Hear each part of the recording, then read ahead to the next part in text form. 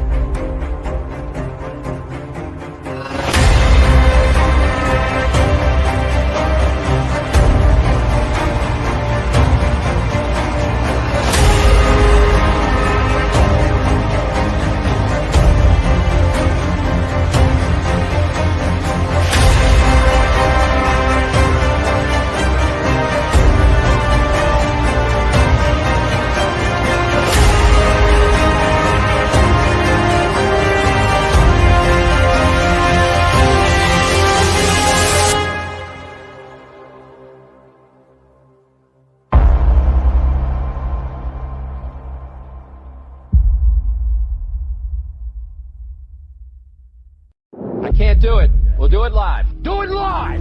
I'll write it and we'll do it live! Mister, will you please wake up, wake up, wake up, wake up, wake up?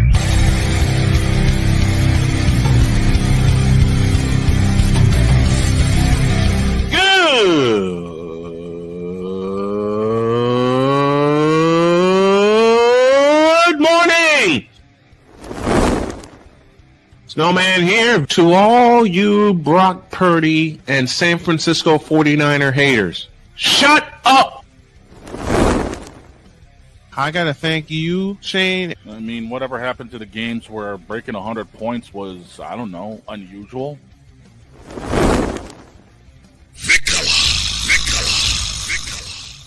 There was one word to sum up the All-Star weekend. Trays. Cause we take this job so serious. Splash Brothers, yes. Ray Allen, replace him with Steve Kerr. Reggie Miller, yeah.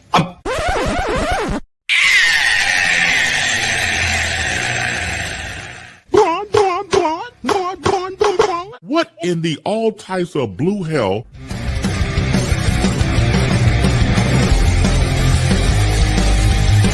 Oh yeah!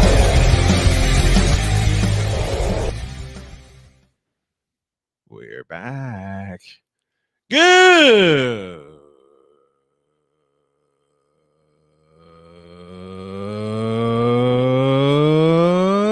morning. Welcome to the tripped out Thursday edition of Snowman in the Morning. Glad to have y'all with us. This first hour, of course, is powered by Invader Coffee, fuel for the fearless. Use the code Snowman and get 50% off your purchase. All right, folks, it's draft day, so I have someone very special in hour one, and you know who takes over hour two. So let me not waste any more time because he's been patiently waiting for me. Please welcome the return of a very dear friend who will help us with our NFL coverage in his 8th season with us, Mike Debate from Patriots SI. Good morning, Mike. How are you, buddy? Brian, I'm doing well. It's an honor to be back with you here on the airwaves. They say you can't go home. Who said that Bon Jovi and Jennifer Nettles didn't have it right? You can go back home again. I truly feel like I am home whenever I come on this show, and I thank you for being such a great friend to me throughout the years, bud. Oh, man, it is a pleasure. As I said, Mike will be our senior NFL insider. He's in his 8th year with us. And today is the day. It's draft day. So everybody has put out their mock drafts. And Mike and I talked about this when he asked me, why don't you put out a mock draft? It's pretty simple. You don't know where everyone's going. And then when the draft happens and something and the pick that you wanted to go first didn't go first, and then everything's thrown out the window. It's like doing an NCAA March Madness bracket.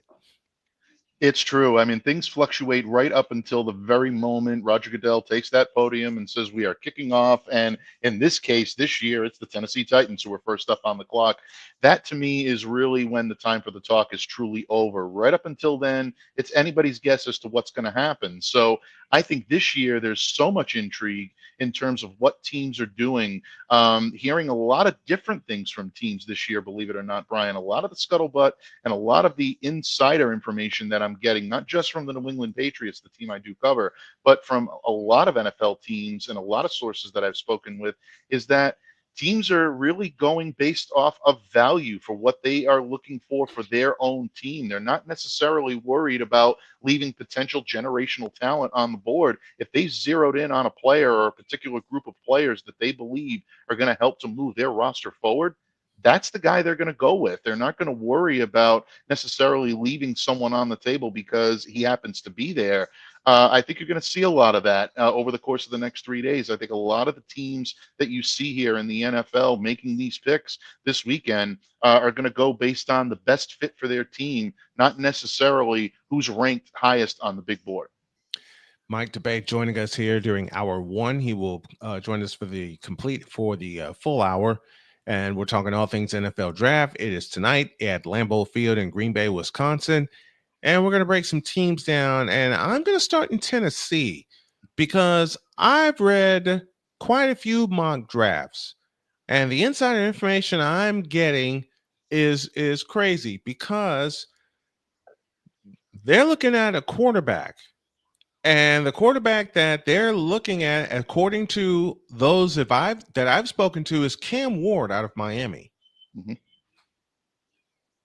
Yeah, I mean that's a consensus pick. It seems to be the way that the Tennessee Titans are leaning. Mike Borgonzi confirmed on Tuesday, or I don't want to say officially confirmed, but he basically said everything but an official confirmation that Cam Ward is going to be his choice. And look, you know, I don't think it's a shock to a lot of people. I think people knew coming into this that Tennessee was probably looking at an upgrade at quarterback.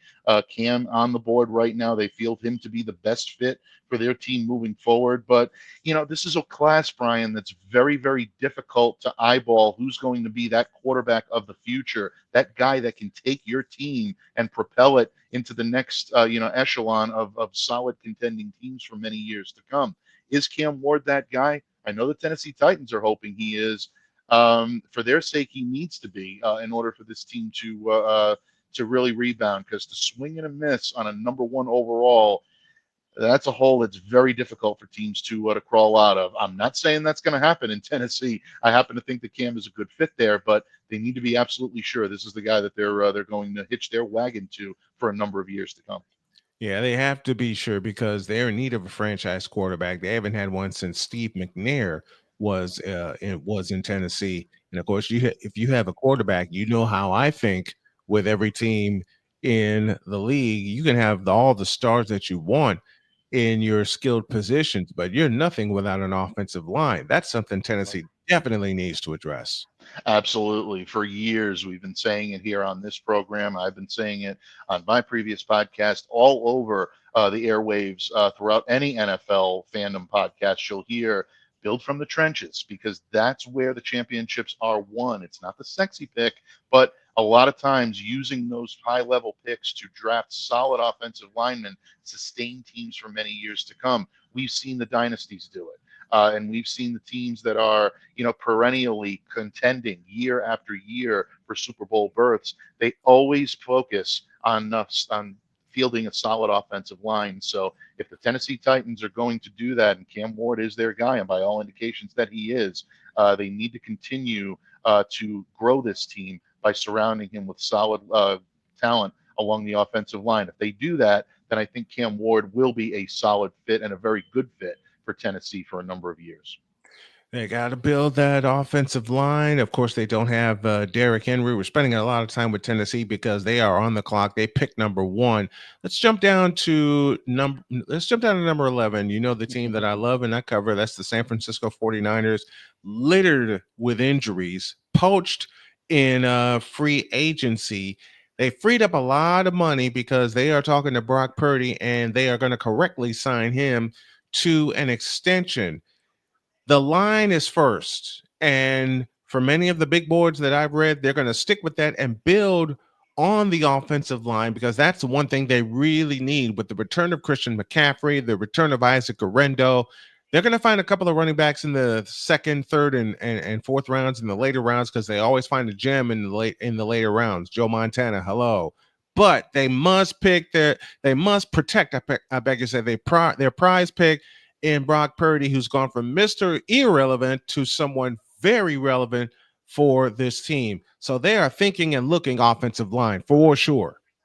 Oh, without a doubt. I think that the only way that you might see them deviate from that is if a scenario that last week I would have told you is unthinkable, today I'm telling you is not completely out of the realm, and that's defensive tackle Mason Graham falling all the way to number 11. If they do that, I do expect the San Francisco 49ers to at least kick the tires and take a strong look at potentially drafting Graham. But other than that scenario, I completely agree. I've seen a lot of people say defensive line or maybe edge. I think there's some talent fit issues within the prospects that are going to be available at number 11. So I don't see them doing that unless they feel that they're going to be locked into a player that's going to vault them into that next step. But there will be players available at that number 11 spot that I believe could help this team. Guys I'm looking for right now, primarily scouting some tackles. I know they could use some help along the entirety of the offensive line. The guy that I continue, to hear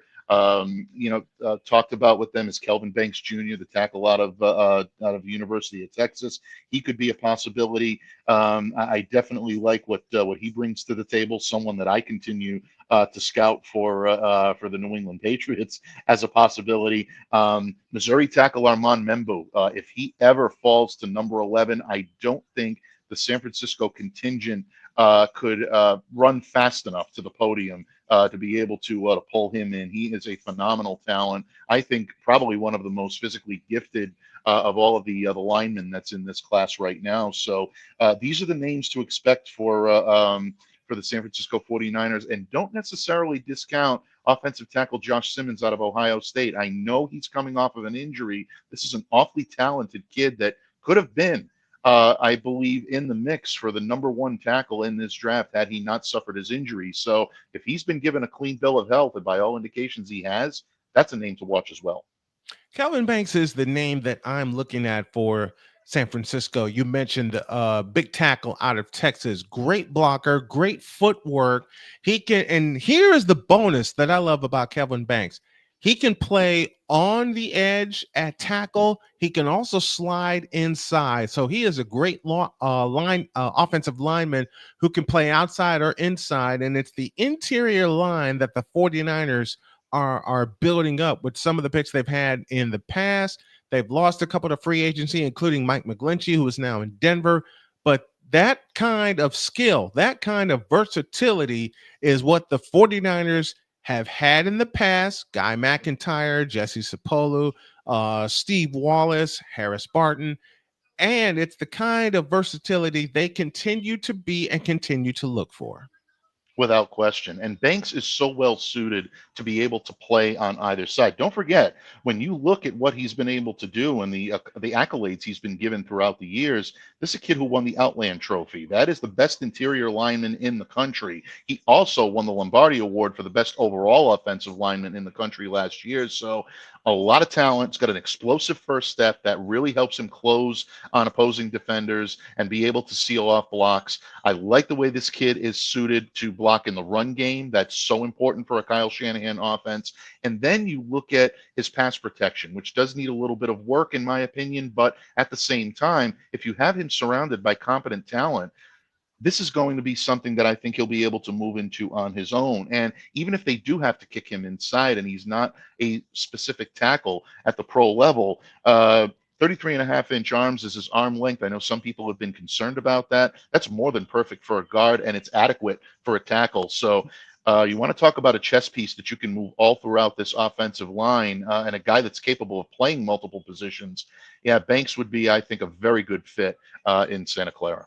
And looking at that and looking at Banks and how he fits, I want to bring up a lineman that played 3 different positions, and it was a Pro Bowler at 3 different positions for San Francisco. You know this name very well. Jesse Sapolo out of Hawaii is who Banks reminds me of.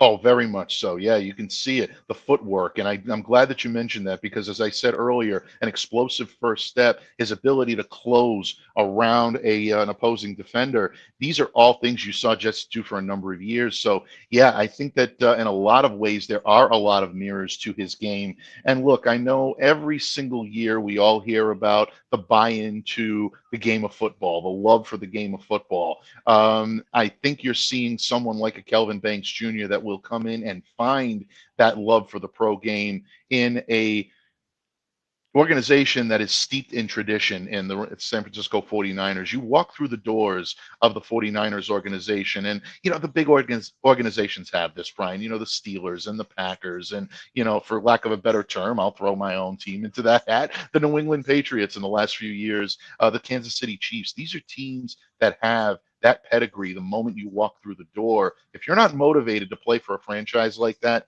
probably don't belong in the league. So anyone concerned about Kelvin Banks's buy-in to the game of football, I would not be worried about that. Everything that I've heard says that he's locked in, dialed in, and he's ready to contribute day one. So again, if the Niners are looking at pure upgrades on the offensive line, I think Kelvin has a chance to be there at number 11. As a matter of fact, I think my prediction is that he will be.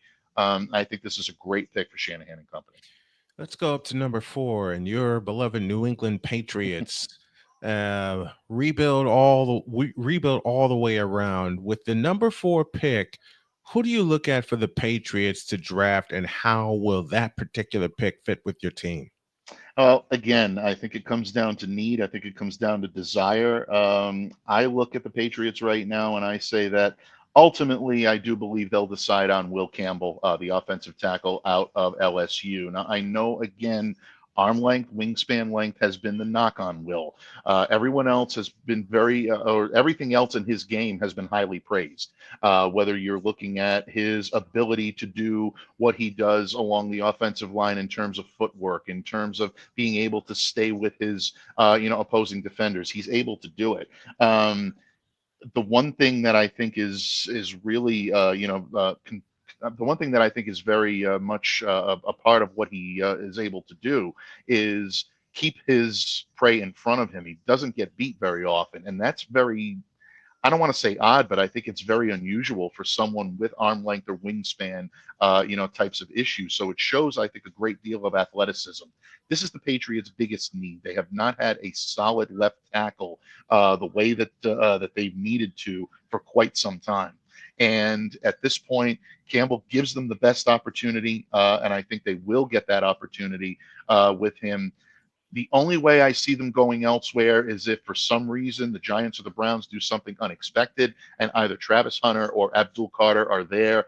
I'm a firm believer in not leaving generational talent on the board. I think they'll at least kick the tires, but save for that, if they're pick and stick at number 4, it's Will Campbell out of LSU for the Pats. We'll keep taking a look at teams in the draft and their needs. We'll pause for a break. Mike DeBake, our senior NFL insider, is with us for the entire hour. What are your picks for your team? Drop them in the chat and we'll compare notes. Let's take a break. More draft talk with Mike DeBake. Snowman in the morning, back in the deuce.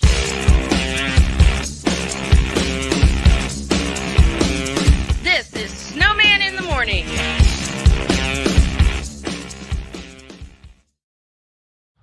People tell me how lucky my daughter is to have been adopted. But really, we're the lucky ones. Learn more at adoptuskids.org. This planet has been great to me. It's given me gifts that I can't even explain. It's given me adventures and memories I'll never forget. And Battleborn, I think, has given me the opportunity to go beyond and give something back. How can I be a better custodian to this planet and the place I live? That's where I am with Battleborn. Let's make the planet a better place. Whether it's news, the largest egg producer finds bird flu in chickens at a Texas plant, weather, devastating tornadoes rip through the heart of the United States, inspiration, a breast cancer survivor completed the journey of chemotherapy and now begins a future one of matrimony, or sports. Michael Jordan is shown on a photo with Diddy. LeBron James has a video extolling the virtues of a Diddy party. This has been yet another beating a dead horse presentation. We got you covered. BS3 Network, in association with Comey Media Incorporated, proudly present The Morning Shift with Cole Johnson. Live every weekday at 8 a.m. Eastern, 7 a.m. Central.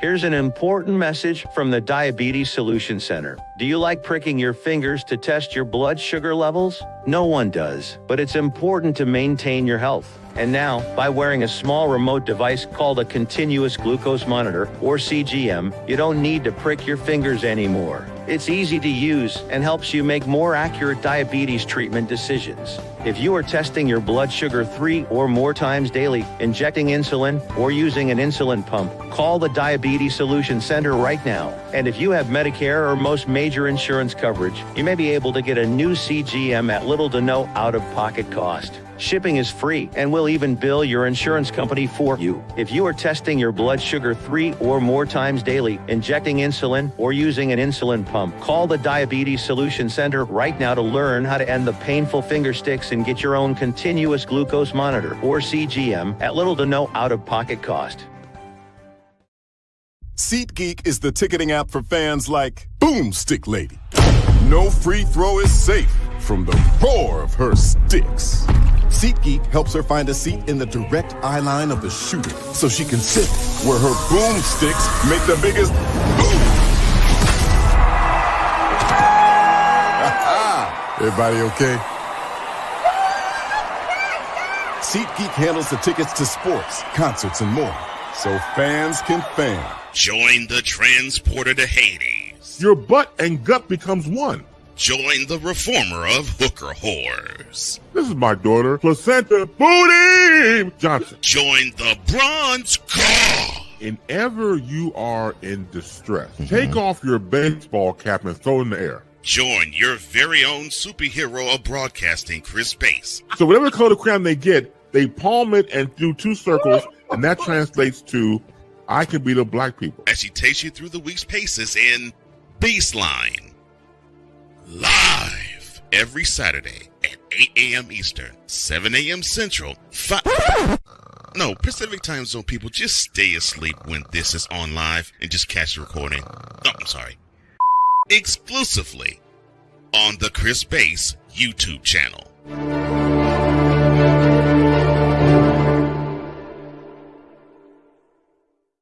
Mister, how do you operate this Twitter thing or this Instagram thing or whatever the heck?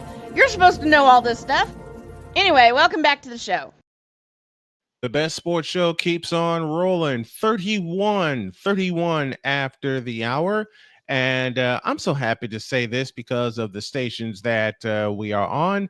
And I happily say, we owe you an ID. Let's pause for station identification. This is Snowman in the Morning. This is WJKS, Indianapolis, Chicago, and the world. Thanks for the stations for joining us. Mike Debate joins us as well, our senior NFL insider. And Mike, let's take a look at, I want to take a look at the Chicago Bears. There's a lot of, I'll go ahead and say it out loud, false hope with the Bears, not realizing how much they have to rebuild around Caleb Williams, because they're going to stick with Caleb Williams. I'm still not sold on him yet, but he only goes as far, and you've heard me say this before, as his offensive line. And they didn't go very far under Caleb Williams with that porous, absolutely porous offensive line they have. Yeah, absolutely. And again, this is a great example of a team with a quarterback with a lot of promise, I'm kind of in the same boat that you are in terms of being a little hesitant to go all in and push all my chips on the table when it comes to Caleb. I still think there are fundamental issues that he has to work through, but I think the Bears are much closer to finding the guy they've been looking for so long with Caleb than they have been in quite some time. So I think he's the guy that they can hitch their wagon to, but it's got to be all about that offensive line. The one thing that makes me feel a little bit better about Chicago, and I don't think this is the only move that needs to be made here, I think they need to continue to make more, was the addition of Joe Thuney in the offseason. You know, from my years of coverage up here in New England, Thuney is one of the most gifted offensive linemen I've ever had the chance to cover, and going to Kansas City only enhanced his game. Now, yes, there's been injury history over the course of the last couple of years. He's getting a little longer in the tooth, but I don't think you're going to find a lineman anywhere in the NFL that knows more about playing every position on that line than Joe Thuney. He's done it all. He's played tackle. He's played the interior, which is where he's at his best, and he's taken snaps at center. Now, obviously, you don't want Thuney taking regular snaps at tackle. We saw what happened in the Super Bowl. That's not going to sustain Caleb Williams if it couldn't sustain Patrick Mahomes. So that's going to be an issue there as well.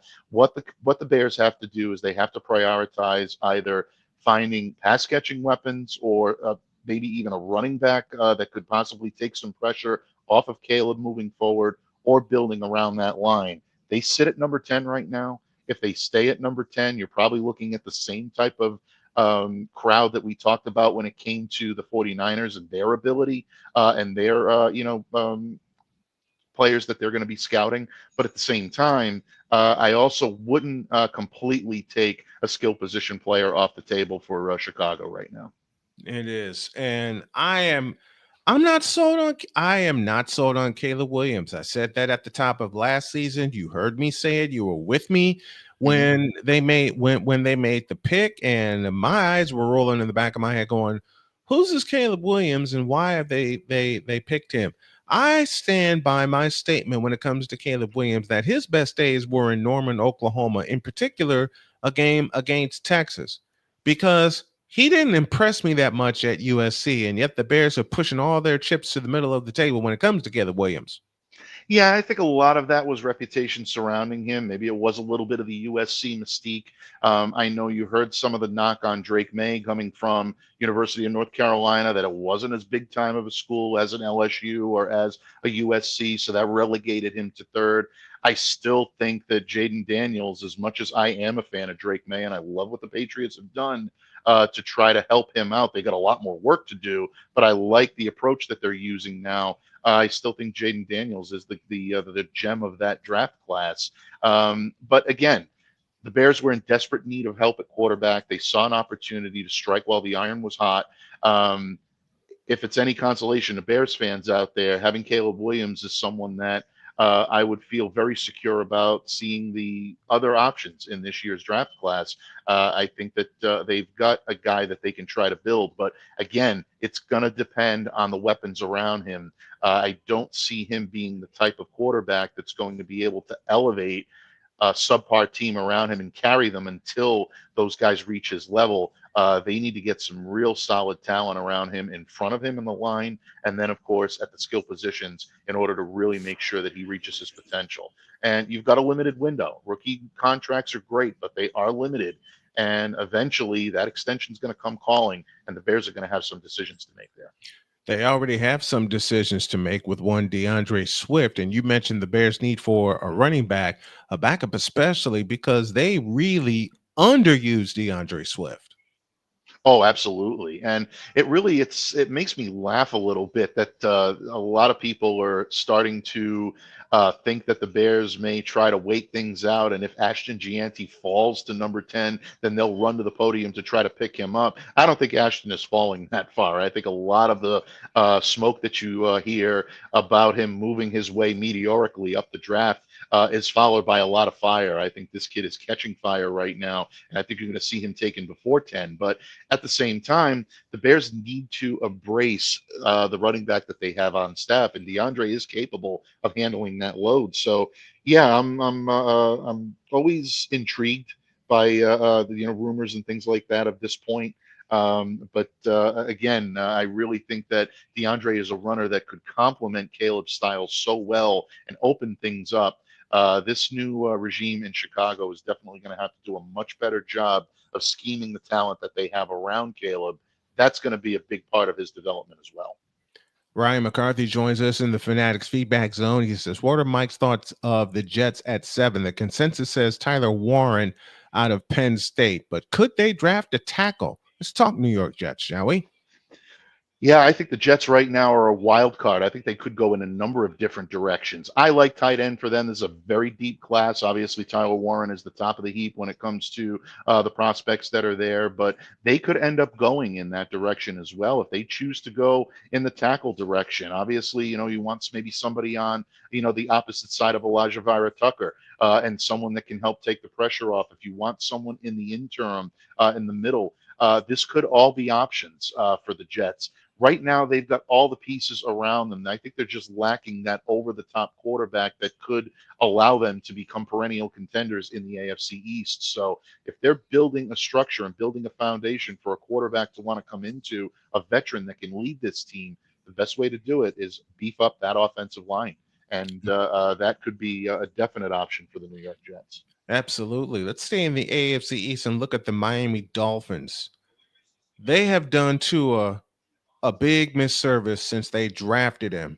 I was the first to say it on this program. You heard me say it. Quite a few others thought I was crazy, but I say again, they have done Tua a horrible misservice when it comes to Tua Tagovailoa.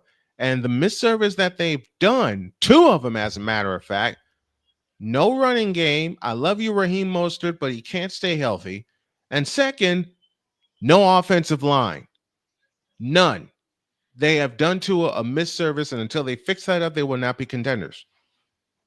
Oh, without any question. And again, you're looking at a team that is very heavily rumored to be in the market for a tackle, and I think that's exactly where the Dolphins are going to go, or at least the interior of the offensive line. This is a must for this team. The guys that they've got to come in have either not played up to potential, or they weren't capable of handling the load of covering and protecting a quarterback that has his issues when it comes to staying upright and staying healthy. And Tua Tagovailoa, when Tua is protected and he feels secure, yeah, he's as good a thrower as anyone in the league. But that doesn't happen often enough for the Miami Dolphins to be effective. I think Mike McDaniel sees that. I think he's starting to feel the heat a little bit on the seat that he's sitting on in Miami Gardens, Florida right now. So it's, I think very smart for the Dolphins to be looking for offensive line help. And I think they go with that route, whether it be the best tackle available or the best interior lineman available.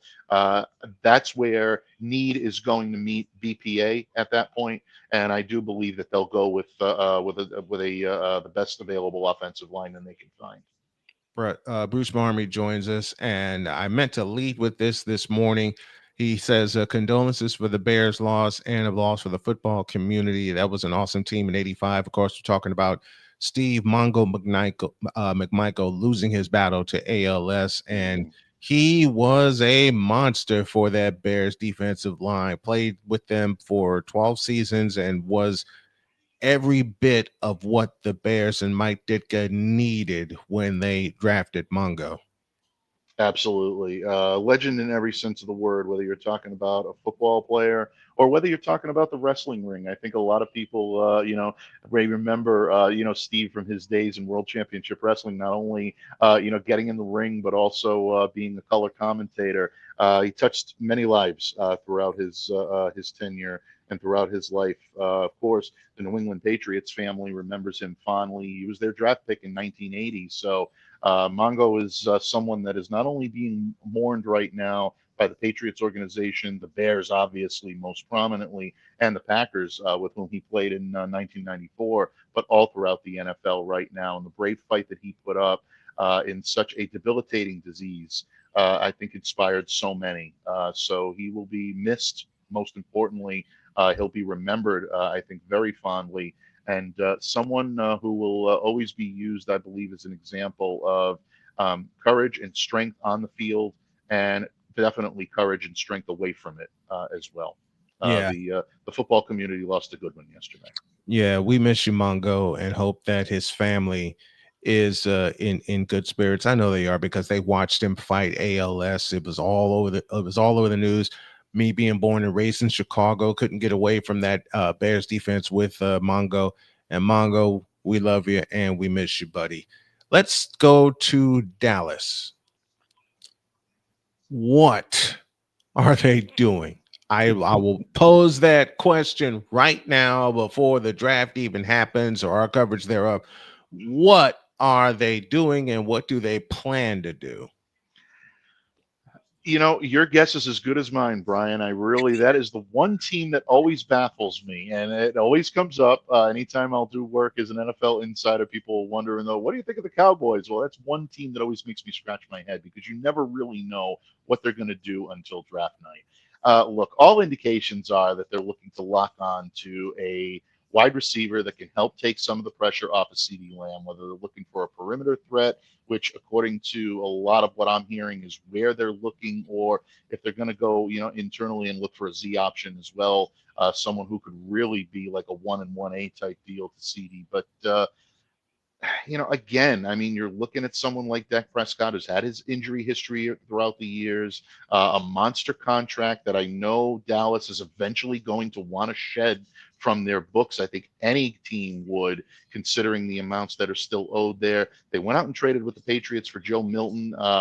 I think Joe is a good, solid prospect. I think he's someone that could, turn some heads when he's in there. But there are a lot of intangibles in his game that still need to be worked on. If you're listening and you're a Cowboys fan out there right now, I will tell you, have reasonable expectations for Joe Milton this year. If Dak starts to struggle a little bit, don't be clamoring for the backup to come in right away and say he can right the ship and take you to that next level. There's still a lot that Joe has to work on. But if he does work on it and he gets the proper instruction and the proper tutelage, he can be a solid quarterback in this league, maybe even a regular starter, but he's still a little ways away from that. So in that respect, what do? You want to try to surround this team with good young talent. They could go in a number of different directions at this point, but from what I'm hearing, it's probably going to be somewhere either at wide out or maybe even a good, solid pass-catching tight end that they feel could be a big weapon for Dak Prescott. But the weapon that they're missing is a running game. Thank you. And a running back. They have missed that weapon since Emmitt Smith. Yep. They have not had that kind of weapon since they had the triplets. Of course, Troy Aikman, Emmitt Smith, Michael Irvin. They also had Alvin Harper on that team. Jay Novacek, their tight end. They don't have those kind of pieces that can make them stick their chest out and say, hey, we're finally back offensively. Offensively, in the last 3 years, they've only had a total of 6 games where they were really clicking offensively all over the place. And the reason for that is they don't have the weapons.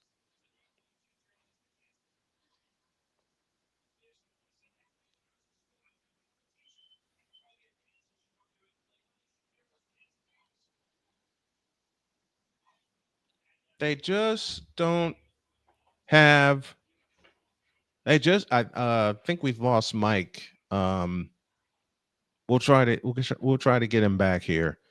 But with the Cowboys, they just don't have the weapons. And they haven't had the weapons in a long time. In a very long time. We'll take a break right here, and hopefully we'll get Mike back on the line. But when y'all come back, we'll go over some more of the draft. And then at 12:05, Mike Drop Moran takes over the show. Oh, boy. Back after this.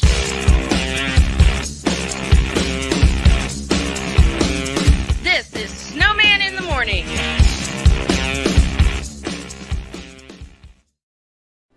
Are you ready to upgrade your coffee game? Prepare for an invasion of flavor with Invader Coffee.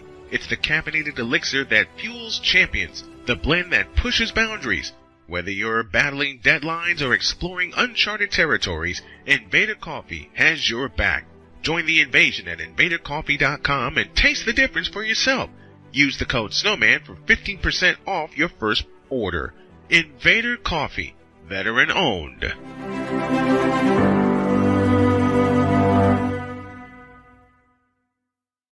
One of the great things about ordering meals from Mother of Macros is that you can do it from the comfort of your own home. Click the national or local delivery link to access the menu, and we'll ship the meals right to your door.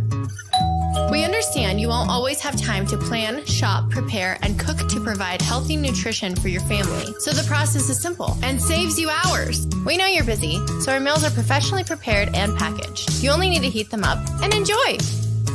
We provide macro-balanced, delicious meals chock full of fresh, local ingredients with none of the stuff you don't want to eat. Plus, our menu changes every week, keeping your taste buds wanting more. We take care of your meals so you can worry about everything else on your list. Mother of Macros.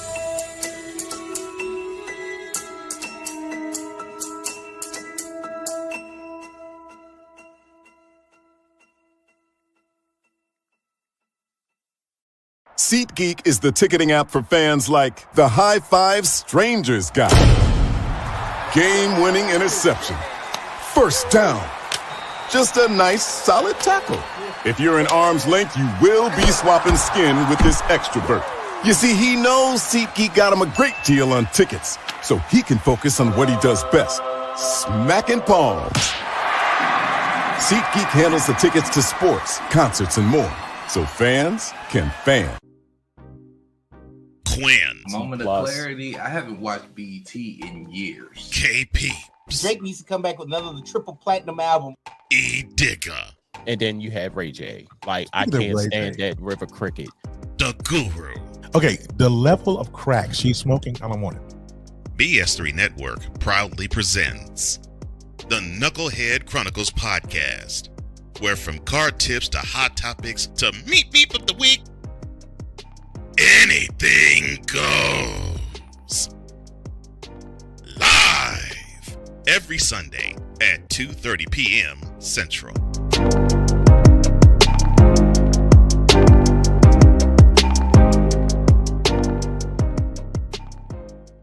During bad weather, driving can become downright dangerous. What's your emergency, please? Trust Battle Vision Storm, the revolutionary glare reduction glasses that turn your sight bright during bad weather at night or during the day. Watch your ordinary vision become extraordinary. Battle Vision Storm uses light-optimizing lenses that block blue rays, so you see clearly in heavy rain at night or blinding snow during the day. Heavy rain, snow, sleet, or fog can make it impossible to drive. Not with Battle Vision Storm. Get your Battle Vision Storm for only $19.99. But wait, due to rising costs and supply chain shortages, this may be your last chance to get your very own at this low price. There is a strict limit of 4 Battle Vision Storm per order while supplies last. Don't wait, order now. Call 1-800-483-6319 or visit battlevisionstorm.com. So call 1-800-483-6319 now. Mister? How do you operate this Twitter thing or this Instagram thing or whatever the heck? You're supposed to know all this stuff. Anyway, welcome back to the show. Mike debates with me, Snowman here, as we count you toward the top of the hour, 9 minutes from the top of the hour thereof. Mike, you still with us? I am still with you. I do apologize for that before, a little audio cut out there, but I am still with you. Good. Okay, I said it before the break about the Cowboys. They just don't have the weapons to surround Dak Prescott. And to me, Dak Prescott has not been all of that since he came into the league from Mississippi State. Now, a lot of Cowboy fans would look at me and go, are you crazy? Do you look at his numbers? I do look at his numbers, but I also look at the team surrounding him, and they haven't had that team. No, they really haven't. And in a lot of ways, I agree with you. Should they be looking at someone that can be that rock, that can handle the rock, basically, that can be the running back of the future to really take that pressure off of Dak? Yeah, in my opinion, they should be. Now, we're hearing a little bit that Dallas may feel that because this is such a deep running back class that they want to go for a pass-catching wideout early on and maybe wait to the second round to draft that running back. I know Travion Henderson out of Ohio State is a name that keeps being bandied about by someone who may interest the Dallas Cowboys brain trust. But, you know, at this point, I wouldn't rule out an offensive tackle in this spot either. I know there were some guys that could slip to that level, maybe an interior lineman, but at the same time, in the first couple of rounds, I do believe that Dallas is going to need, without any question, to address that running back position, because you're absolutely right, Brian. They need that guy that can take the pressure immediately off of Dak Prescott and make things a little bit more cohesive in Dallas and make sure that that offense lives up to expectation. Stay in the NFC East before we go to the top of the hour. And let's take a look at Washington. A season for the ages. First time they've been in the playoffs in a while, and they got as far as the NFC Championship but couldn't compete with the high-flying Eagles in Philadelphia. What do the Redskins need to do to improve and have an even better season than last year? They already signed Deebo Samuel in a trade. One thing I am afraid of with Washington, they have Terry McLaurin at their number one. Debo's going to want to be a number one, but I don't think he will be. So what do the Redskins do to get Deebo into the offense? And where do they look in the draft to bolster their team from what happened last year? Well, I agree with you. I think Debo is going to be used as more of a dual threat. You can see him coming off the jet sweep. That's his style. That's his MO. And that's exactly how I think Washington is going to want to deploy him. So if he's not going to be your number one, do you go after someone in the latter part of the first round that could be a typical number one receiver for years in this league? There are guys that represent that. I know Matthew Golden is someone that players are that a lot of draft pundits are very high on. I do not see him slipping to number 29. I think he's going to be drafted long before that. I think his draft stock has risen meteorically over the course of the last few weeks. But a guy that I keep looking at is Emeka Egbuka, the wide receiver out of Ohio State. This kid is a prototypical Z, a plug and play, someone that can come in and automatically transform an offense. If he's going to be your top guy, and Jaden Daniels, can exploit his abilities on the field, this would be a great fit for Washington. If they don't decide to go offensively, you may see them go to the safety position and try to dip in there. I know Malachi Starks is someone who continues to be mentioned as a possibility for the Washington Commanders. So there's a lot that could be done there in Washington, but they have the guy under center right now. They've got their man in the quarterback position in Jaden Daniels. Now it's about surrounding him with talent with which he'll feel comfortable for a number of years. So they're in a good spot. And for the first time in a long while, Washington can feel very secure heading into this 3-day weekend that they have the right brain trust of running this regime. Speaking of brain trust, let's take a look at my wife's team. She'll be heading the coverage, and that is the Indianapolis Colts. That team, as long as I've been covering them now, is a mess. And they're still depending on Anthony Richardson to be that guy. Now, they traded for Daniel Jones. I think Daniel Jones is going to wind up being the number one starter come opening day.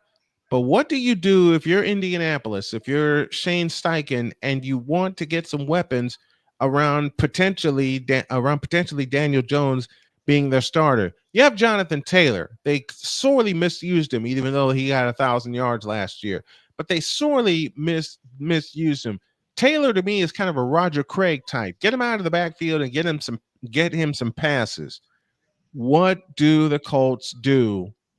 And I say interior out, their offensive line, for potentially, and I'll say it again, Daniel Jones being their starter. Yeah, if Daniel Jones is going to end up being their starter, this gets very intriguing for the Indianapolis Colts, because you've got a number of offensive linemen that can fill a void in Indy and really help to do it. Guys that may be right now ranked toward the bottom half of that first round, maybe even early second round type grade on players. Guys like Gray Zabel, guys like Josh Simmons that we talked about earlier, Josh Connolly Jr. From the Oregon Ducks. These are guys that all of a sudden could rise their way up through the ranks and potentially be an option for the Indianapolis Colts along the offensive line. Obviously, the hot name for Indy is a tight end right now. Colston Loveland, I think, has been mocked to the Indianapolis Colts by every major outlet and every major pundit that I've followed all throughout this draft cycle. And I myself have found myself looking at his fit in Indy and saying it's a hand in glove. But again, they see things that we don't see. They know things that we don't know about their future plans. If they are going to be using Daniel, they do have to make sure that he's going to be well protected. And look, that's really the same case with Richardson as well. I mean, obviously he requires, a great deal of protection, but if they're looking at a more pure pocket presence, I really think they should be giving at least a second look towards some offensive linemen. But if it's not, yeah, Colston Loveland makes an awful lot of sense for this Colts team.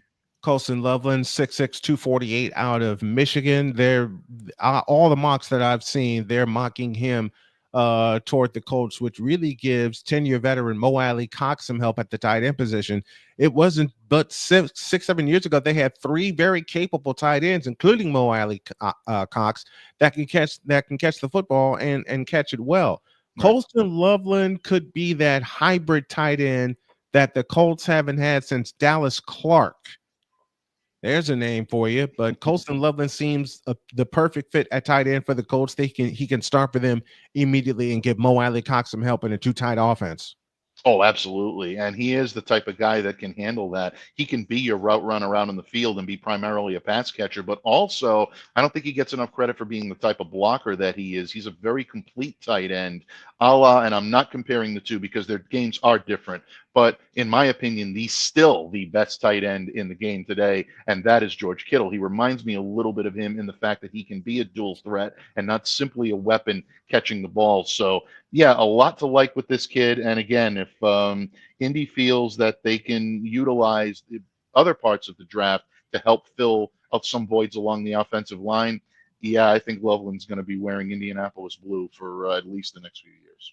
Mike DeBay joining us here as he starts his 8th season of coverage with us here on Snowman in the Morning and Snowman Multimedia. Mike DeBay from Patriots SI giving his thoughts on the draft and the picks therein. Mike, I love you, buddy. Thank you very much, and I look forward to this season with you, my friend. Absolutely, Brian. I'll be along with you every step of the way, and it's always an honor and a privilege. You take care, my friend. Thank you, brother. Thanks, bro. All right, we'll take a break, and it's the Token Female Takeover. Snowman in the Morning, back in the deuce, man.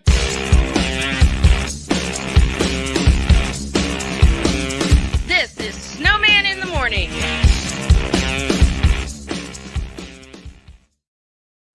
Are you ready to upgrade your coffee game? Prepare for an invasion of flavor with Invader Coffee. It's the caffeinated elixir that fuels champions, the blend that pushes boundaries. Whether you're battling deadlines or exploring uncharted territories, Invader Coffee has your back. Join the invasion at invadercoffee.com and taste the difference for yourself. Use the code SNOWMAN for 15% off your first order. Invader Coffee, veteran owned.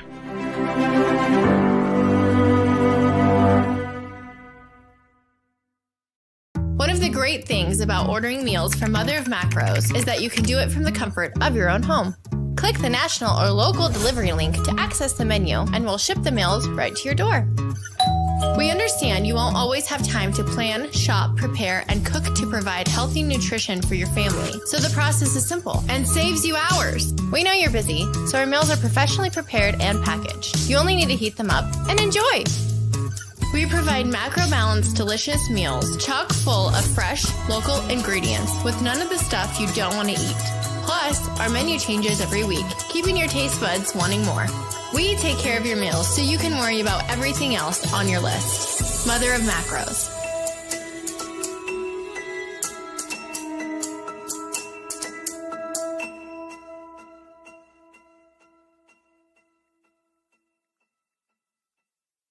SeatGeek is the ticketing app for fans like the High Five Strangers guy.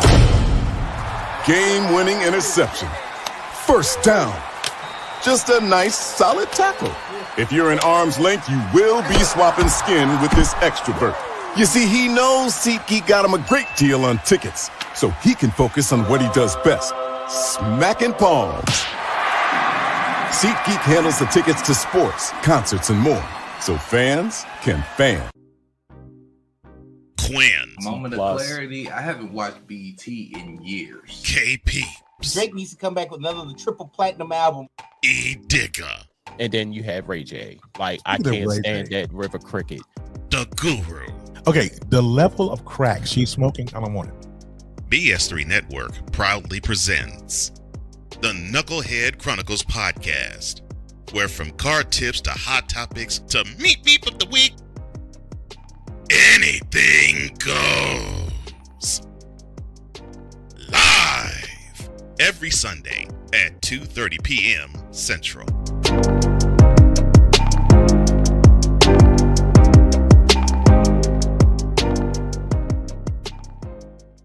During bad weather, driving can become downright dangerous. What's your emergency, please? Trust Battle Vision Storm, the revolutionary glare reduction glasses that turn your sight bright during bad weather at night or during the day. Watch your ordinary vision become extraordinary. Battle Vision Storm uses light optimizing lenses that block blue rays so you see clearly in heavy rain at night or blinding snow during the day.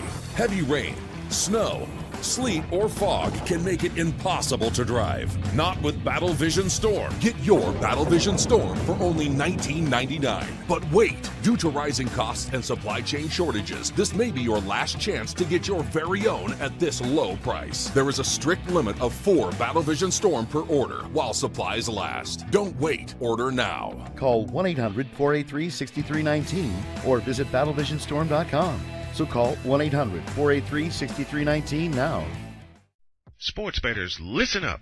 Your favorite sportsbook, BetUS.com, is back and in our 30th year of action. With live in-game betting, incredible odds with daily odds boosters, props and parlays, fast payouts, and exceptional one-to-one customer service, we got it all. And when you sign up today and use the code Snowman, you will get a 125% deposit match on your deposit. Log on to BETUS.com or call 800-792-3887. That's 800-79-BET-US. BetUS.com, where the game begins.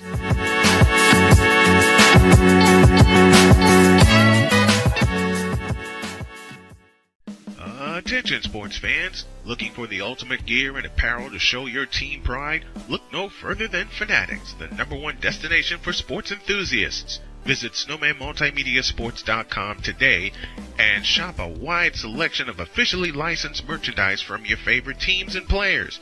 From jerseys to hats to accessories to collectibles, Fanatics has it all. Don't miss out on the chance to elevate your game day experience. Head over to snowmanmultimediasports.com/fanatics and gear up like a true fan with Fanatics. Officially licensed everything.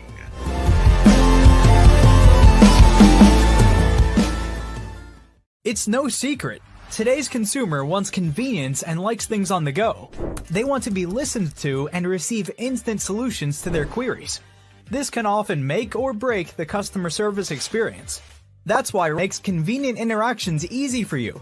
Whether your customers want to connect with you via text, Facebook Messenger, Google, Instagram, or website, all messages now come to the one easy-to-use inbox, so you don't have to check a dozen different sites from the platform.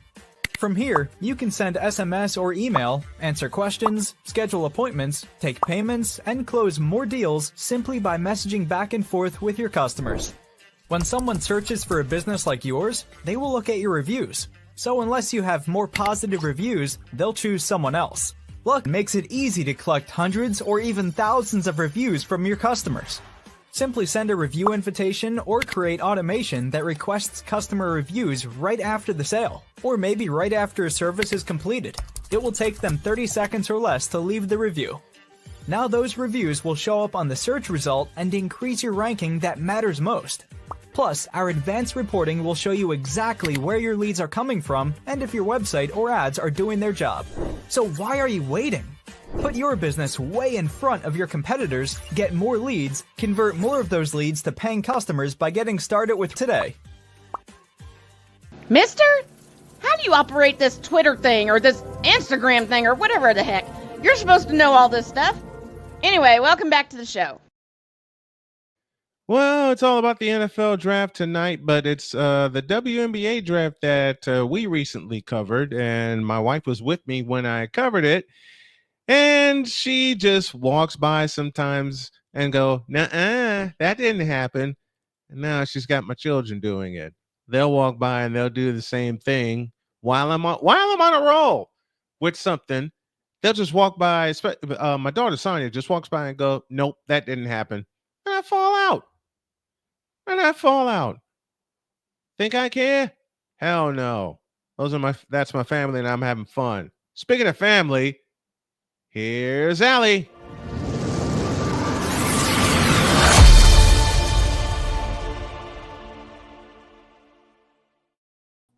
Mic Drop Moran is with us as she is every Thursday. How are you, my dear? Great to have you. I'm doing great, my brother. How about yourself? Let's see. Happily married, got children. They all tease me. They all pick on me. There's a 2.5-foot smile on my face whenever I talk sports around them, and they just come by and go, "Nope, that didn't happen." I'm feeling wonderful, my dear. I am wonderful. Well, nothing like kids to humble you to within an inch of your life. I hear you. I feel you. 100%. Yeah, I had, well, and yours was not the only one with the predictions busted 100%. Oh God. Yeah, it's humiliating. But that's okay too. When I did my March Madness picks for the women, we did them live on the air. And right after I signed off, my wife took a look at my picks and she says, "You only have one pick right." I said, "What's that?" She says, "Look at your national championship." I said, "Well, I believe in them. I believe in Connecticut." Yeah, of course. And she says, "That's the only one you're going to get right." And I looked at her and I said, "You're probably right." That's it. Well, you got the big one.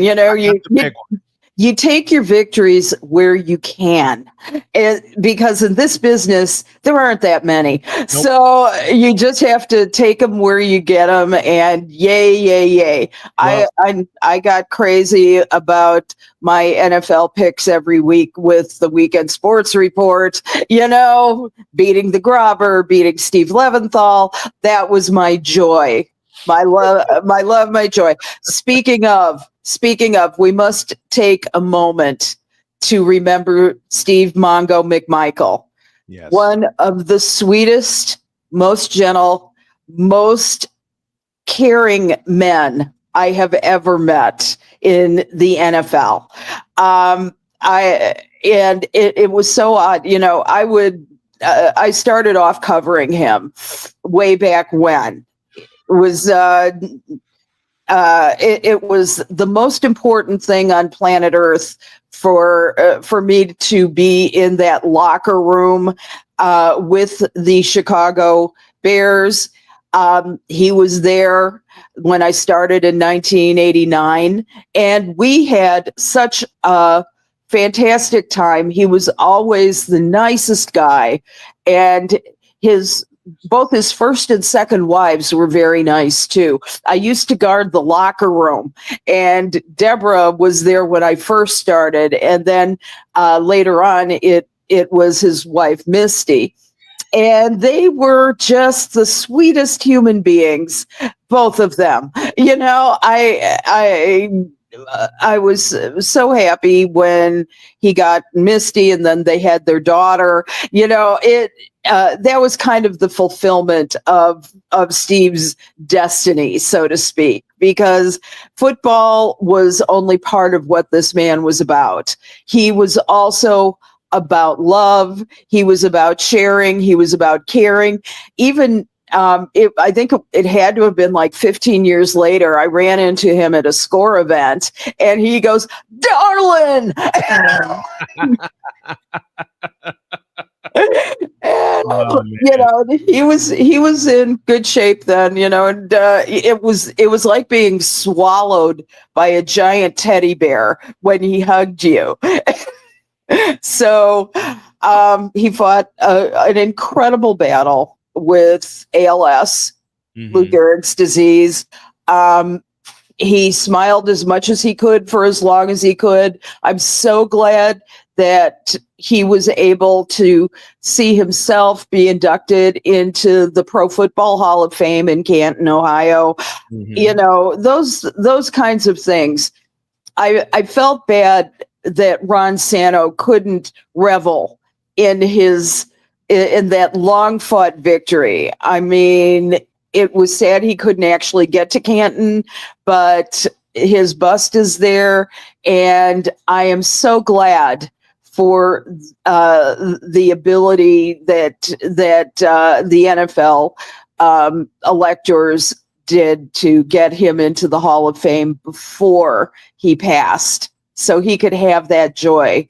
It's sort of like I can picture God saying something along the lines of, "Well done, good and faithful servant," and then saying, "Now, back me on that pass." You know, it's I can just see him because he was a tough guy out on the. Oh my God, you know. He once said, and I can't remember if he said it to me or he said it to somebody else, but he said, "You can't be afraid to get in there and take the man parts." He's right.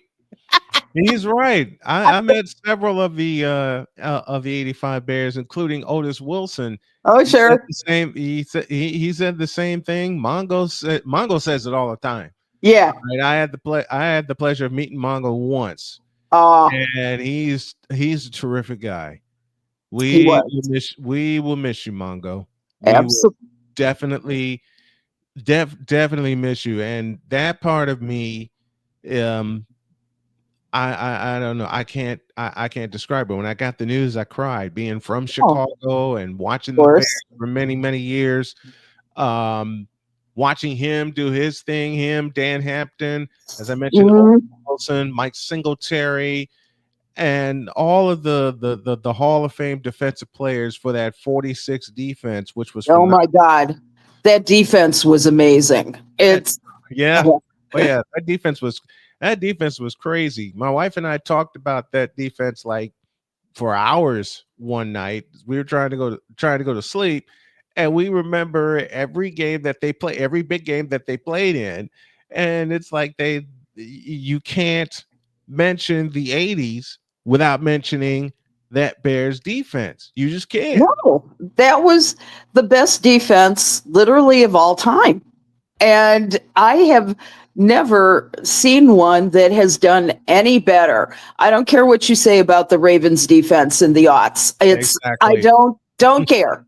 But and the thing is that the Bears have always had that defense. And, until they tried to make themselves, and they're still trying to make themselves into an offensive team. And I'm going, why? Just why? This isn't going to work.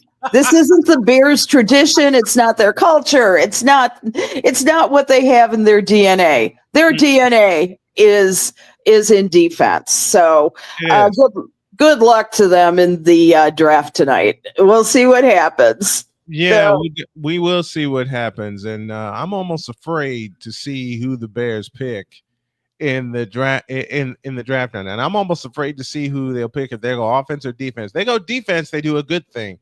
They go offense, it's a question mark. It always is. Every time they picked an offensive player in the draft, and you can trace that back to the late 80s.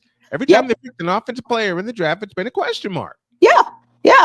There has never been one taken that I've been that thrilled with. I don't care what they gave up for him.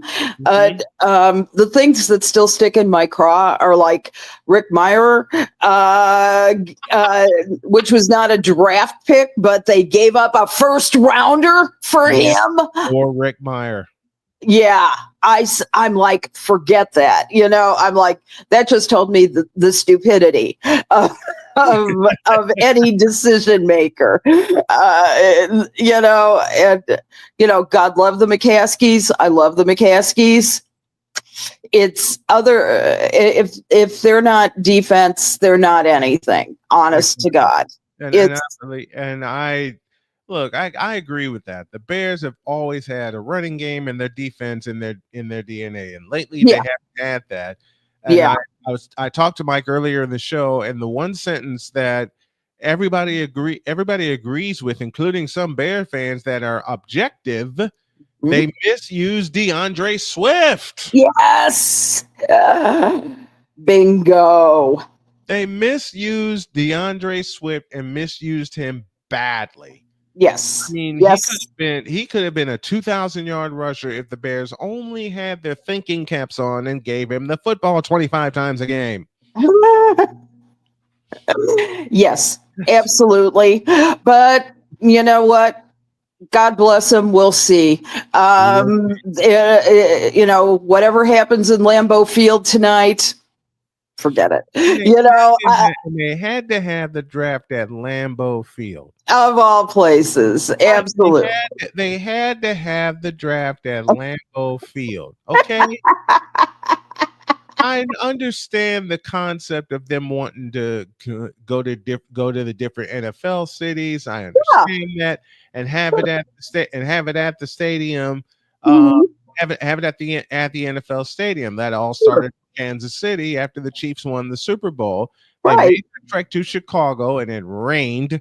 And now they made the trek up to Green Bay, up to Lambeau Field. Okay. I may not have been a Bears fan for a while, but I hate Lambeau Field. Just being a Bears fan, you have to hate Lambeau Field. So exactly. I've been there in my lifetime, and it's a very long trek. It is.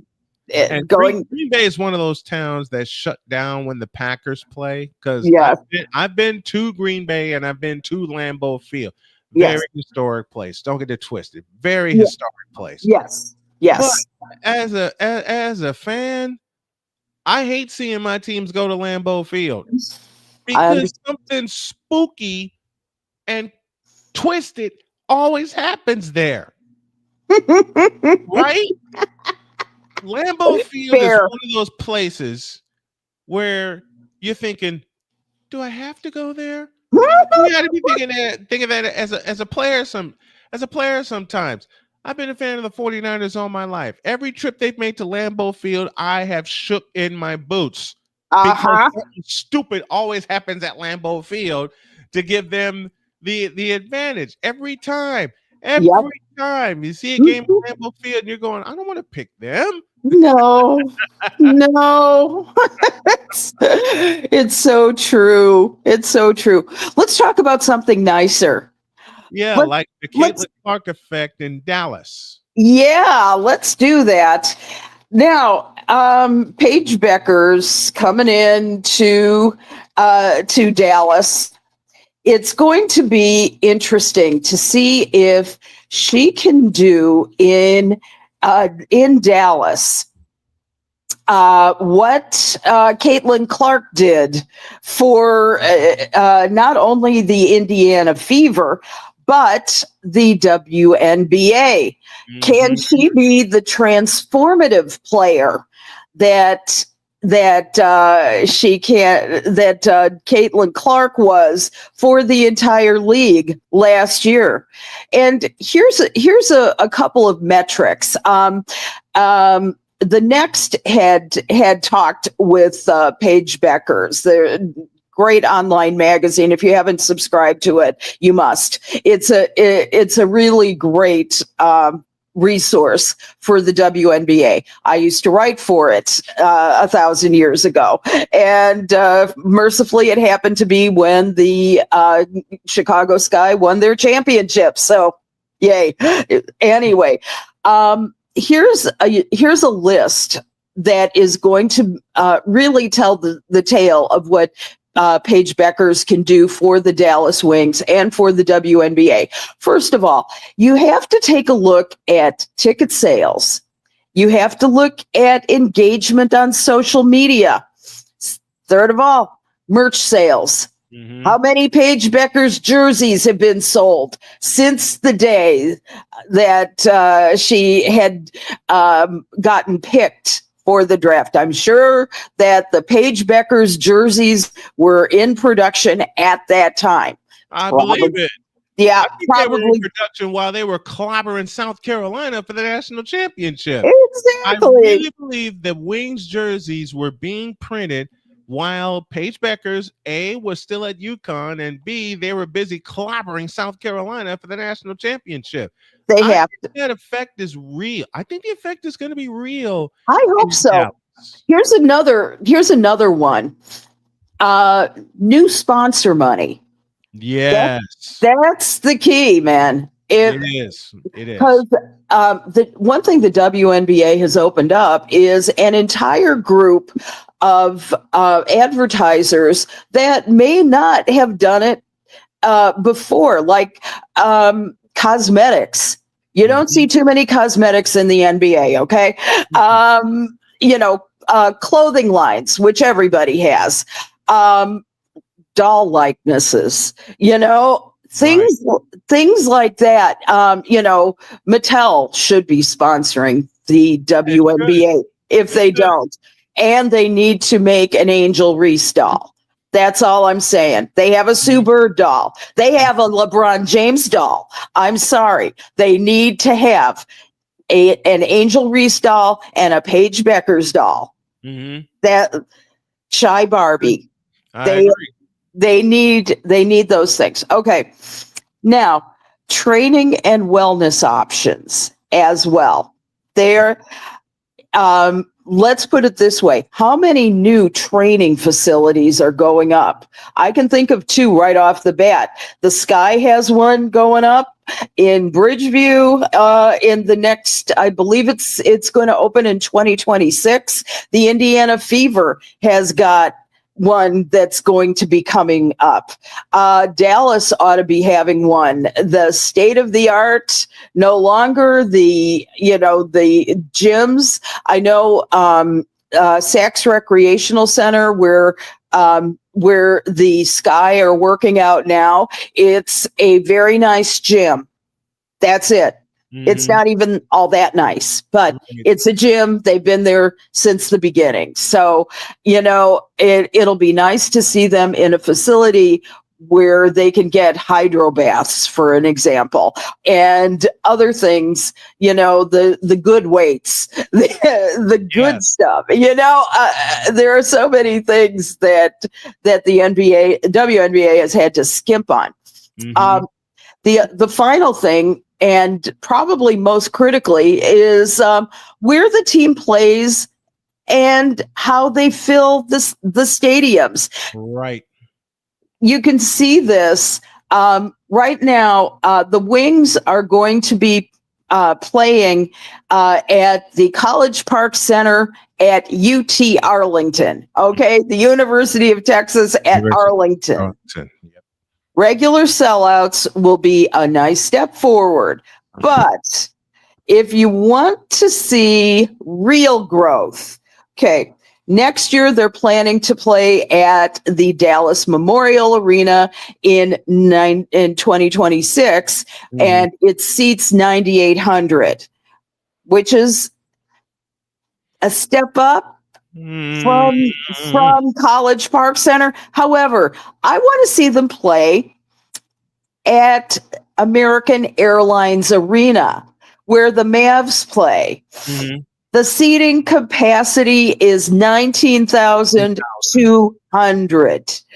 19,200. And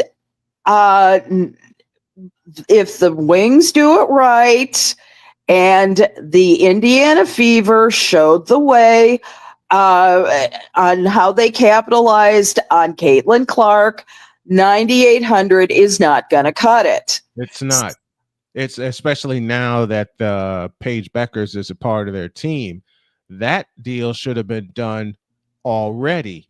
Yes. Because when Caitlin Clark was drafted, the season ticket sales went through the roof. Yes. The day that Caitlin Clark was drafted.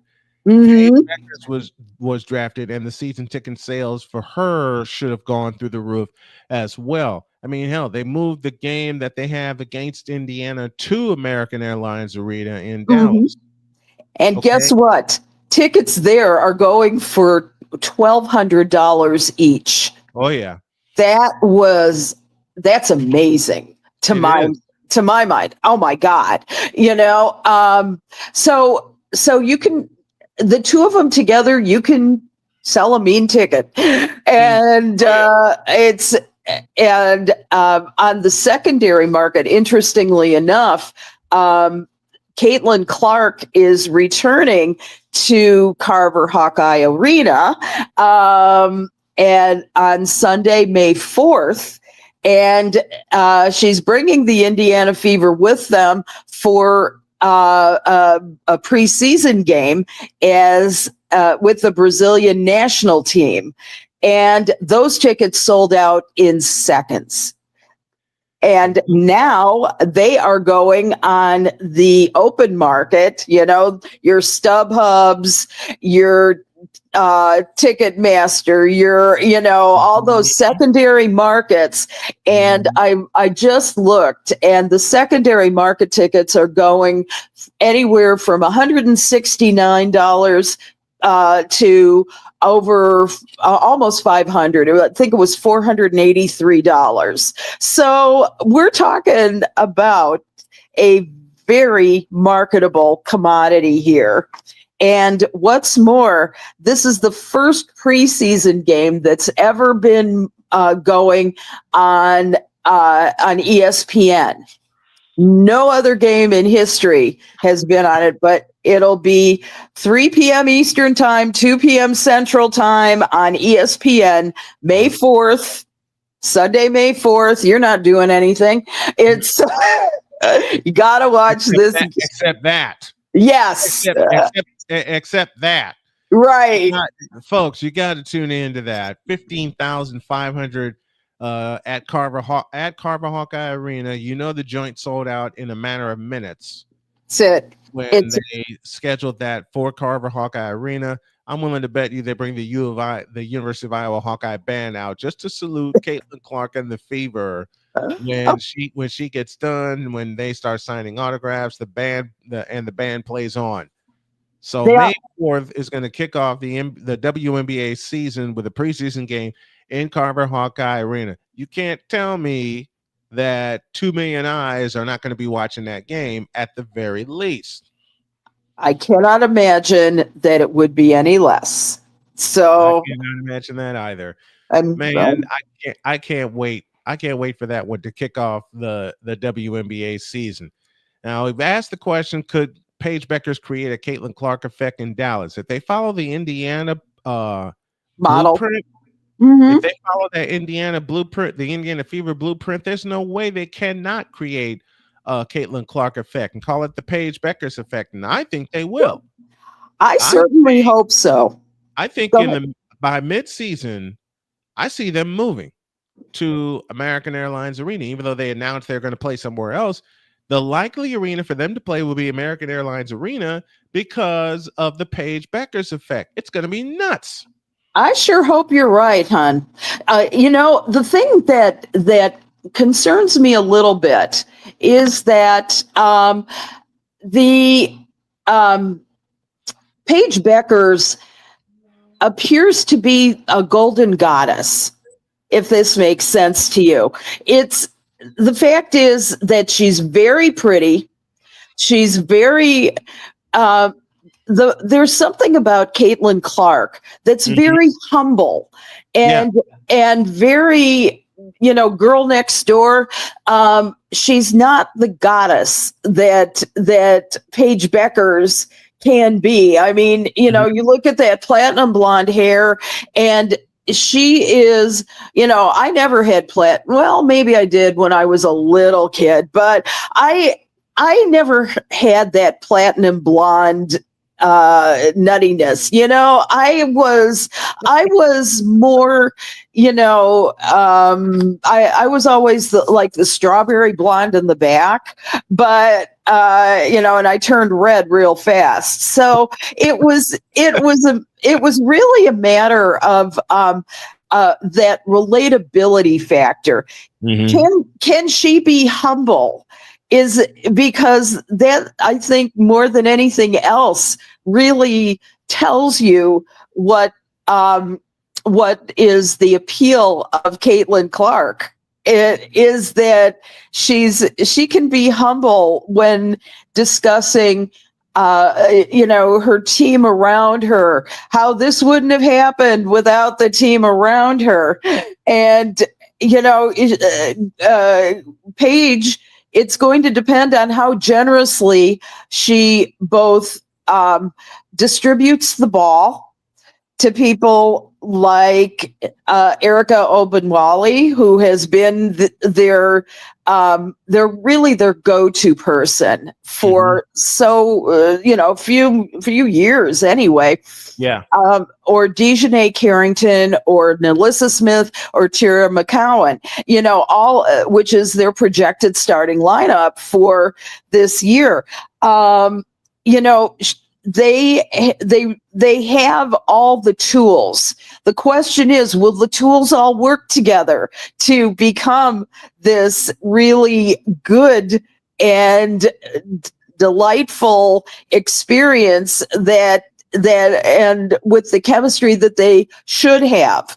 Now, with Caitlin Clark, and her starting five, look at it's a good. It was a good mix. It didn't get them to the finals, but it improved them to the point where they were able to make a good run for the playoffs. And, they did what they needed to do together with their chemistry. Now this year, they're going to have a formidable coach in Stephanie White. So, the Indiana Fever's going to do, I think, extremely well this year. I think they've got the pieces that they need in order to make it work. I do too. And I'm looking forward to see how those pieces fit with Caitlin Clark and how she plays under Coach Stephanie White. I can't wait to see all of that put together. And 44 games, 44 times we get a chance to see how good Caitlin Clark is in her second year. 41 of those games are going to be televised, which is stupid to me. You need to televise all 44 of those games with the schedule increasing to 44 games, getting more eyes on the league and more eyes on Caitlin Clark, because let's face it, Caitlin Clark saved the league from drowning. Yes. Now you have Paige Beckers in the league as well to help pull them up even more. Angel Reese is there to do this, do the same thing. You have the stars that are marketable in your league right now. You've got two big ones, Paige Beckers and Caitlin Clark. That should be your headline. That should be your headliner, because the Wings game against Indiana would play that game, Gainbridge Fieldhouse, of course, and they're moving the Dallas game to American Airlines Arena because of the two headliners. Now you got your two headliners. You got to take advantage of that. It's, I would say that there's a triumvirate that's working in the WNBA this year. There is Angel Reese. We can never count her out because of the way she dominated last year, the way she got the rebounds. She's now the rebound queen as well. And the thing is, she's got a sophomore season as well. And so I would say that there's a triumvirate. The other thing too is that this is a very diverse field. This is a very diverse group. You cannot put two individuals out there who are, just one part of the culture.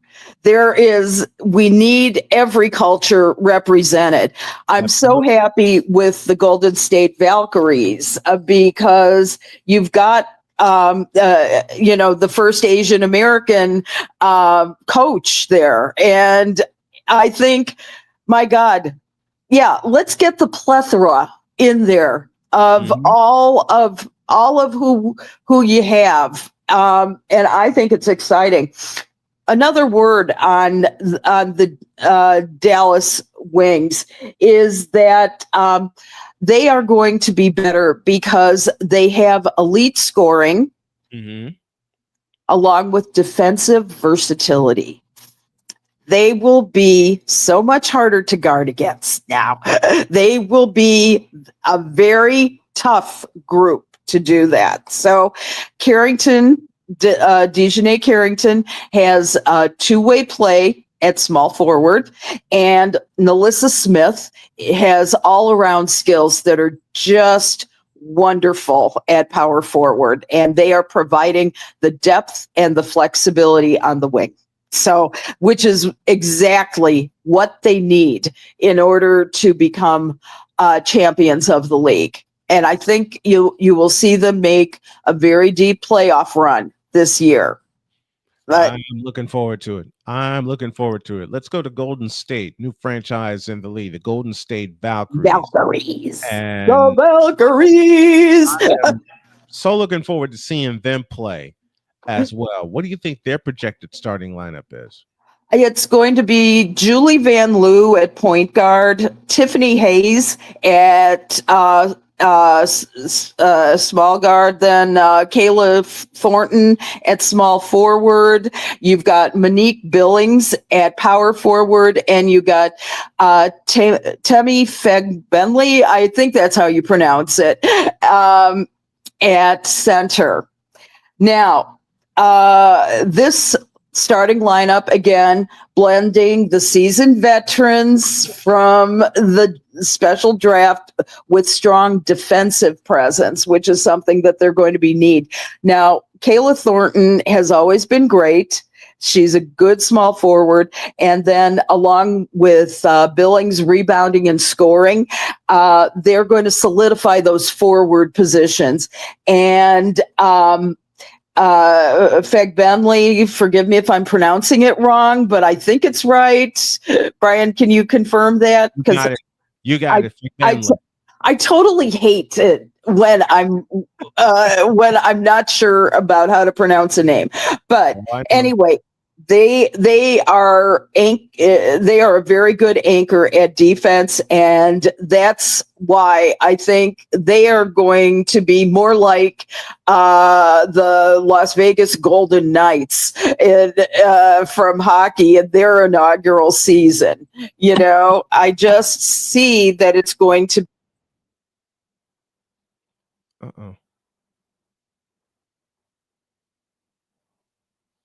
Uh-oh. Did I lose it? No? Hold on a minute.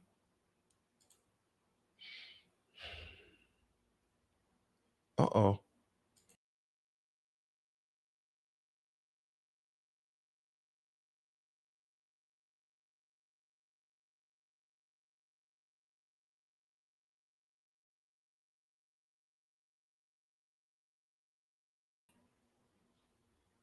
Oh no. I lost Allie. Allie, we cannot hear you. For some reason, your mic has gone silent, and I don't know why. So I'll tell you what, let's take a break and let's figure some things out, and we'll come back in a few moments. Stand by.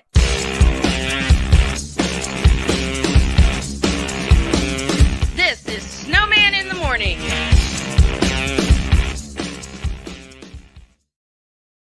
Are you ready to upgrade your coffee game? Prepare for an invasion of flavor with Invader Coffee. It's the caffeinated elixir that fuels champions, the blend that pushes boundaries. Whether you're battling deadlines or exploring uncharted territories, Invader Coffee has your back. Join the invasion at invadercoffee.com and taste the difference for yourself. Use the code Snowman for 15% off your first order. Invader Coffee, veteran owned.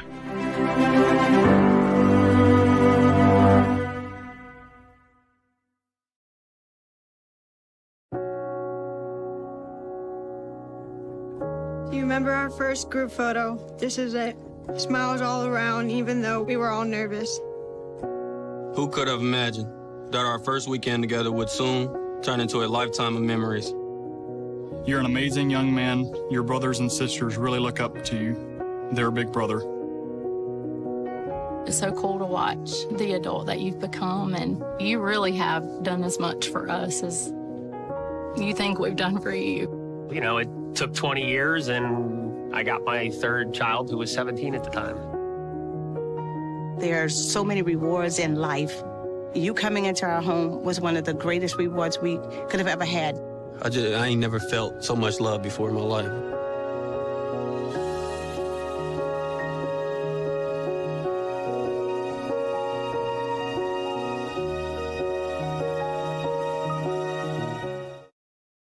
SeatGeek is the ticketing app for fans like the high five strangers got.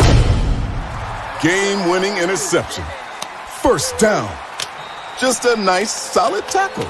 If you're in arm's length, you will be swapping skin with this extrovert. You see, he knows SeatGeek got him a great deal on tickets, so he can focus on what he does best, smacking palms.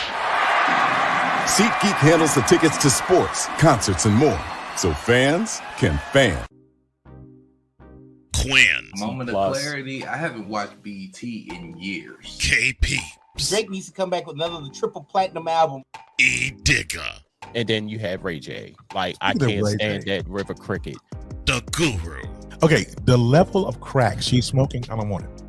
BS3 Network proudly presents the Knucklehead Chronicles podcast, where from card tips to hot topics to meep of the week, anything goes. Live every Sunday at 2:30 p.m. Central.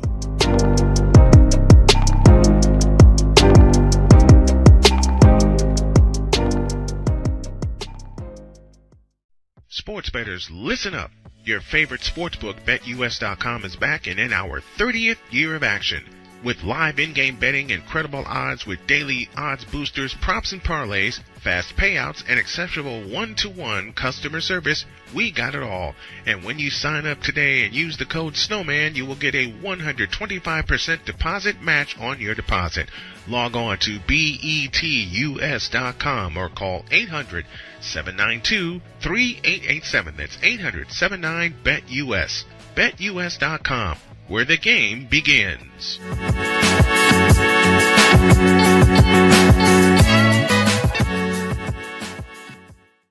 Attention sports fans, looking for the ultimate gear and apparel to show your team pride? Look no further than Fanatics, the #1 destination for sports enthusiasts. Visit SnowmanMultimediaSports.com today and shop a wide selection of officially licensed merchandise from your favorite teams and players.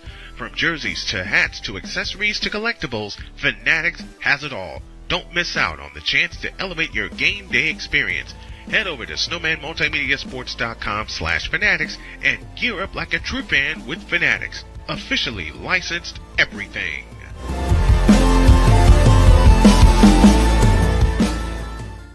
It's no secret. Today's consumer wants convenience and likes things on the go. They want to be listened to and receive instant solutions to their queries. This can often make or break the customer service experience. That's why it makes convenient interactions easy for you. Whether your customers want to connect with you via text, Facebook Messenger, Google, Instagram, or website, all messages now come to the one easy-to-use inbox, so you don't have to check a dozen different sites from the platform. From here, you can send SMS or email, answer questions, schedule appointments, take payments, and close more deals simply by messaging back and forth with your customers. When someone searches for a business like yours, they will look at your reviews. So unless you have more positive reviews, they'll choose someone else. Luck makes it easy to collect hundreds or even thousands of reviews from your customers. Simply send a review invitation or create automation that requests customer reviews right after the sale, or maybe right after a service is completed. It will take them 30 seconds or less to leave the review. Now those reviews will show up on the search result and increase your ranking that matters most. Plus, our advanced reporting will show you exactly where your leads are coming from and if your website or ads are doing their job. So why are you waiting? Put your business way in front of your competitors, get more leads, convert more of those leads to paying customers by getting started with today. Mister, how do you operate this Twitter thing or this Instagram thing or whatever the heck? You're supposed to know all this stuff. Anyway, welcome back to the show. I swear sometimes when we get on a roll, technology just decides to stick their foot in our backside and cause an issue. Can you hear me now? I have you now. All right. It happens every dadgum time. Every time. Since Allie and I have become friends, every time, I swear to y'all, every time we get on the same line together, something technological pops up. Oh, it's our chemistry, Brian. Messing with the universe. Every time we're on the air together, almost every time we're on the air together, something technical pops up. And we're both going, wait a minute. We didn't do anything wrong. Why is this happening here? Don't know. Don't know. It's okay. It's okay. Well, we soldier through. Yep, we soldier on. The power of a station break. Speaking of which, we owe y'all an ID. Let's pause for station ID. Very, very late. This is Snowman in the morning and all across our favorite networks. This is WBWS-TV Chicago. Alison Moran, Mic Drop Moran is with us. We were talking all sorts of WNBA stuff, and then somebody pushed the plunger on Allie's mic. What's up with that? God hates me. Oh boy. Somebody don't like us being on the air together. Let's continue. Absolutely. Let's continue our WNBA chat as we look at projected starting lineups. What do you think? Let's go to Indiana since we spoke to Clark and Stephanie White being the coach. What's the starting five on the floor that they put together? Okay, so it'll be, of course, Caitlin Clark at point guard. You can't not have that. Kelsey Mitchell at shooting guard. Then DeWanna Bonner. I can speak. Bonner. Yep. DeWanna Bonner at small forward and Natasha Howard, another forward, and then Aaliyah Boston at center. Now you've got, again, another great, powerful blend of youth and veteran experience. I thank God they kept Kelsey Mitchell because they had to, because, and I think that Aaliyah Boston has got so much strength and so much grit. I love that. And the thing is, DeWanna Bonner is such a presence. She's got leadership. She's got versatility at the wing. And then Natasha Howard at power forward adds grit and rebounding and defense at the four. Believe me, this is going to be a very powerful lineup, and I can't wait to see them on the floor. And they will be amazing. Did you put in your media credentials just yet? Yes, I did. Good. Yes, good. I did. Okay. I'm waiting to see this lineup, and I see this lineup tear it up this year. This is especially with the improvements that they've made and the positions that they made, because they were really lacking a power forward, as you and I talked about. Yes. Now that you get all the experience, even though Caitlin Clark is heading into her sophomore year, into her second year with the Indiana Fever. She has a full year under her belt. She got a month off last year, which refreshed her legs. She took the winter off to get some more rest and get some more extra work in. And now I think we're only going to see more of what Caitlin Clark can do. With a little maturity in the league, I think that's going to serve to her advantage. The other bad part, I think, though, is that a sophomore frequently goes through a slump. We've seen it time and time again, with the possible exception of Michael Jordan. The thing is that Caitlin endured so much over the last several years, not just her last year as a rookie, but as a senior. She also endured a hell of a lot to get her team to the championship game. And my thought is that just like last year, these teams are going to be gunning for one person and one person only. And this team's going to get beat up this year. Mm-hmm. I give credit to Stephanie White's staff. They recruited the best of who they could possibly get from other teams. I think they had a fairly good rookie class who could learn from them. But I think the problem is going to be that this team has got a target on their backs. And this is a league that's really unafraid of going after the top dogs and giving them the most incredible beating that you've ever seen. Mm-hmm. So to my mind, it's going to be just a dogfight. Yeah. And you're going to see a much more aggressive game. You're going to see a game that is not, did you see the Golden State game versus the Houston Rockets last night by chance? I did. Yes. It's simply that. It was a beatdown. It was. Yeah. It was. Hope Jimmy Butler's okay. This is the kind of play I'm expecting throughout the WNBA this year, because it's a take no prisoners type of offense, and it's going to become just, I think, a bloodbath every night for every team. With the possible exception of the Golden State Valkyries, who are all new. But when you look at this roster, there are not a lot of rosters who have played together consistently through the years. Mm-hmm. They just haven't. Right. Look at the Sky. You've got Courtney Vandersloot, the general at point guard. She's going to be directing that offense. And how they attack is going to be really important. You also on the team have Ariel Atkins at shooting guard. You've got Rebecca Allen at small forward. You've got Angel Reese at power forward, and you've got the great Camila Cardoso at center. And the thing is that it's going to be.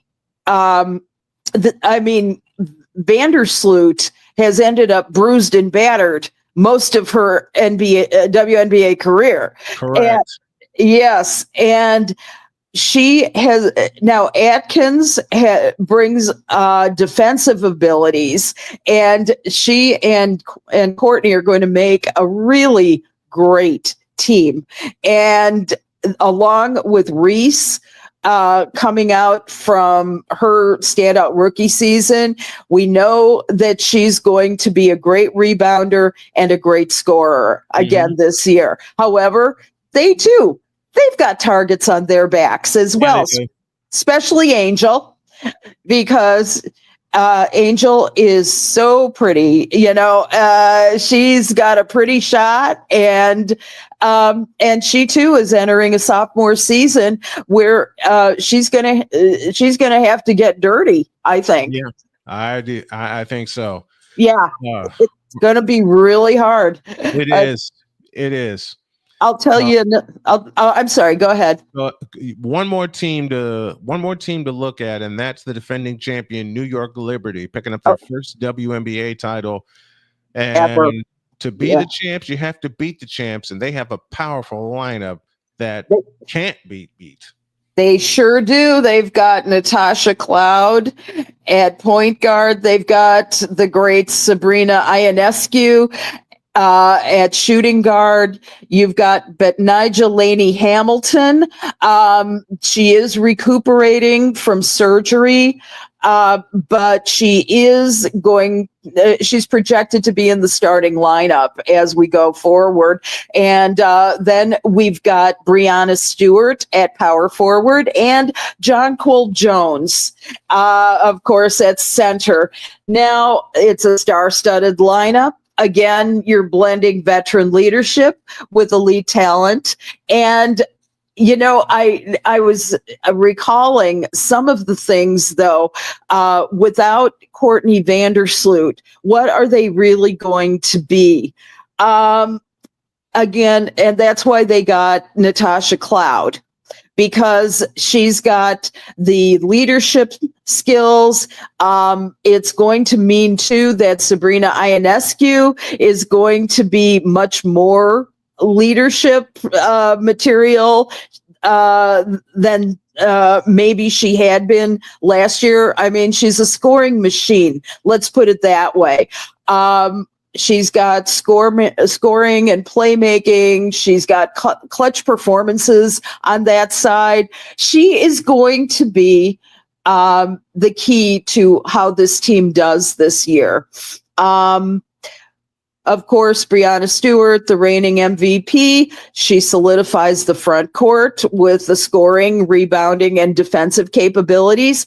John Cole Jones, the newbie, it brings additional strengths inside with her presence in the paint, and she offers both scoring and rebounding. So, but one of the interesting things that I've heard with this lineup is that a lot of fans are looking at this lineup and saying they're never going to repeat. They can't repeat. And I will take issue with that, because I think they could, given the proven veterans on this team. The question that I'm going to have, though, is about their chemistry together. And that is the key to whether they can repeat as champions or not. I know that Brianna Stewart, who's also, by the way, one of the Time 100 people, along with Nafisa Collier, as some of the most influential people because of Unrivaled. God bless him. I think that's the first time in the Time 100 category.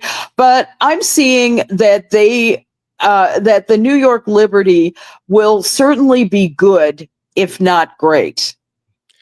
It's going to be a fun season in the WNBA, just like it was a fun hour with our token female takeover and Alison Moran. Thank you, my dear, so very, very much. Love having you on each Thursday. Can't wait till next week. Same here. Thank you, Brian. Have a great week. You too. Love you.